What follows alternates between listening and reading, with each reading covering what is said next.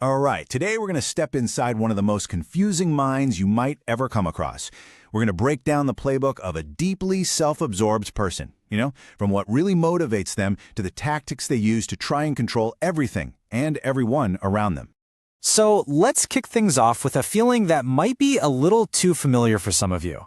Have you ever been in an argument where it feels like you and the other person are just operating in completely separate universes? Like a world where facts don't really matter and accountability is just not a thing? If you've been there, trust me, you are not alone. And there's a very specific reason it feels that way. So how do they pull that off? How do they create that alternate reality? Well, that brings us right into our first section, the master of illusion. We're about to look at this huge paradox of how someone who seems so fragile on the inside can have so much control on the outside. This quote right here, it just gets straight to the heart of why it's all so confusing. I mean, how can a childlike mind end up controlling the strongest minds around them? Well, the answer is their relentless, single-minded focus. See, while you're busy juggling things like empathy and facts and trying to find some mutual respect, they're playing from a completely different rulebook. One with only one goal, get what they want. And they have 1,000 different masks and tricks ready to go for any situation to make sure that happens. But let's be really clear about something. This control, it isn't a sign of strength. Not at all. It's actually a desperate defense mechanism. They're in this constant, fierce battle with themselves. Every single manipulation, every little trick, is just another attempt to bury a part of themselves they find totally unacceptable. A true self that they've just locked away instead of even trying to heal. That never-ending internal war is the engine that drives the whole illusion. So, what fuels this constant battle inside them? Well, it all boils down to their one core motivation. And that brings us to our next section, a world of one. Think of this list as their core operating system, Their entire mind is basically dedicated to one single task, protecting themselves.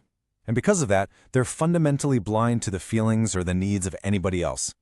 In their world, other people aren't really people. They're just resources.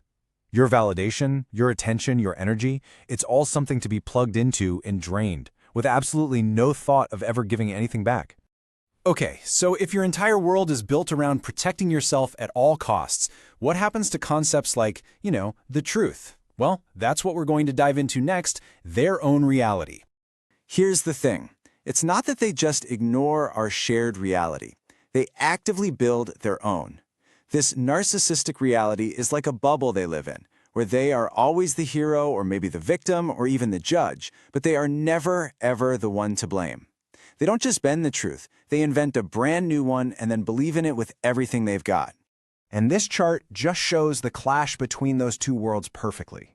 In our objective reality, facing the consequences for a mistake is, well, it's normal. It's part of life. But in their narcissistic reality, it's seen as an attack. What feels like a reasonable consequence to you feels like extortion to them. And this is exactly why arguments with them feel so impossible. You're not just disagreeing on the facts, you're literally operating under two different sets of physical laws. So if they're living in this completely separate reality, how do they manage to function in ours? Well, they use a very specific set of tricks and tactics. And that leads us to section 4, the art of deception. You see, to protect that fragile inner world of theirs, they become absolute masters of adaptation.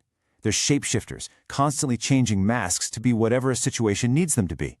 They might sabotage your plans or undermine your success, not just out of pure malice, but because your success can actually feel like a threat to their control. It's all just part of this relentless game to outmaneuver everyone around them. Okay, so we've looked at the what and the how of all this. But to really, truly get this mindset, we have to get to the why. And the reason for all of it is, well, it's something deep, and it's pretty empty. This is section 5, the emotional void. And right here, this is the most critical piece of the entire puzzle. This isn't about an inability to feel, it is a decision. They consciously choose to flip the switches off for empathy, for remorse, for regret. This is why they can cause so much pain and seem completely unaware. They can't feel the weight of what they do because they've intentionally disabled the very system that would process those emotions. This really simple comparison just drives the whole point home, doesn't it? On one side, you've got the unconditional love you can get from a pet.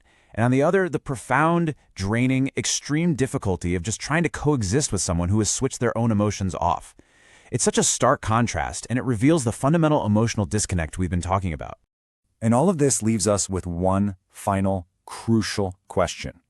It's really the big takeaway that puts everything else into perspective.